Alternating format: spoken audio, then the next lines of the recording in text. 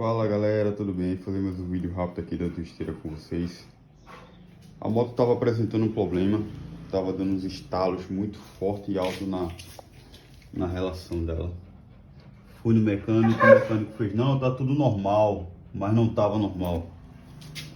Essa pecinha aqui, ó, que é a que faz a junção da corrente, estava com defeito. E era ela que estava causando os estalos. Ou seja, é só você comprar essa pecinha no tamanho da sua corrente.